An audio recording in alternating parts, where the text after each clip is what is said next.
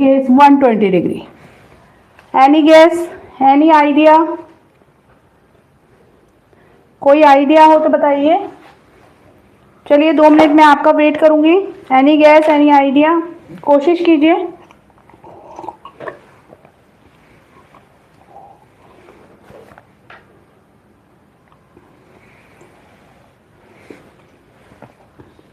तुक्का लगा दीजिए, नहीं समझ में आता तो देखते हैं कितना सही बैठेगा।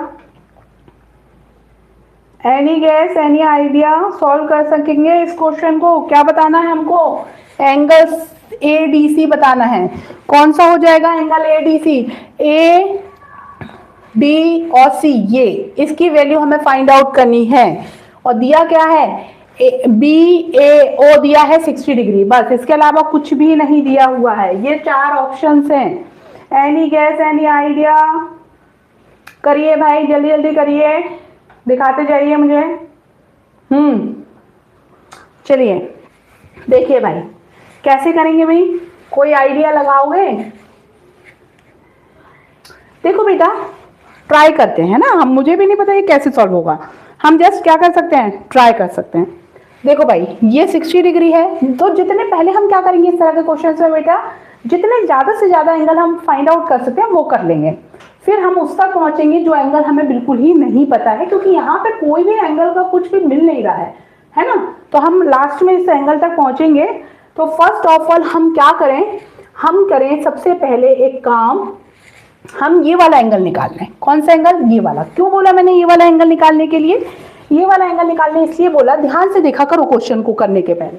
मैंने इसलिए बोला क्योंकि ये जो AC आर्क है अपना, ये AC आर्क है ना, तो अपन का क्या होता है? इंस्क्राइब्ड एंगल जो होता है अपना, इंस्क्राइब्ड एंगल्स जो होते हैं अपने, ठीक है भाई, इंस्क्राइब्ड एंगल का जो अपना थ्योरम है वो क्या बोलता है कि अगर कोई भी आर्क सेंटर पे जितना एंगल बनाएगा तो वो उसका हाफ एंगल कितना बनाएगा? कहाँ पे बनाएगा? सर्कमफेरेंस पे बनाएगा।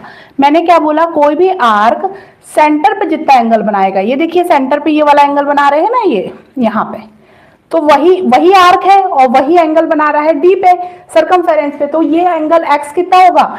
ये जो भी एंगल यहाँ पे बनेगा उसका हाफ होगा। तो अगर हम ये वाला एंगल निकाल लें तो हमें इसकी वैल्यू पता चल जाएगी। और ये एंगल हम बहुत इजीली निकाल सकते हैं। कैसे?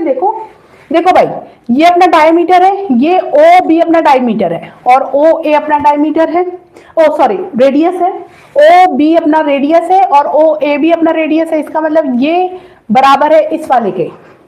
जब ये दोनों आर्म अगर अपनी बराबर हैं, अगर ये दोनों आर्म अपनी बराबर हैं, तो ऑब्वियसली ये वाला एंगल बराबर होगा इस वाले एंगल के।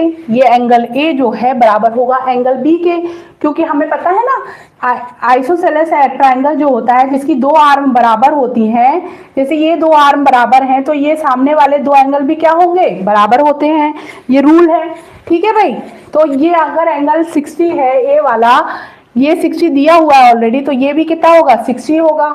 अच्छा, अब ये एक ट्राइंगल बन रहा है। क्या बन रहा है? ये वाला पॉइंट क्या है? O है ना, ये वाला पॉइंट। तो ये A ट्राइंगल AOB बन रहा है। AOB में तीनों एंगल्स का सम कितना होगा? 180 होगा। ये 60 है, ये 60 है, तो ये वाला भी कितना बचा फिर? 180 माइनस 120, तो ये वाला एंगल भी कितना हो गया? 60 डिग्री हो गया। अब ये 60 है और ये देखो ये लीनियर पेयर बना रहे हैं, ये लीनियर पेयर बना रहे हैं। कौन कौन सा? ये वाला एंगल और ये वाला एंगल लीनियर पेयर बना रहे हैं आपस में। तो ये 60 है, लीनियर पेयर का सम कितना होता है? 180 होता है। लीनियर पेयर का सम हमेशा 180 होता है। तो ये वाला एंगल और ये वाला एंगल, मतलब कि angle BOA plus angle AOC मिलके 180 हो जाएंगे, है कि नहीं?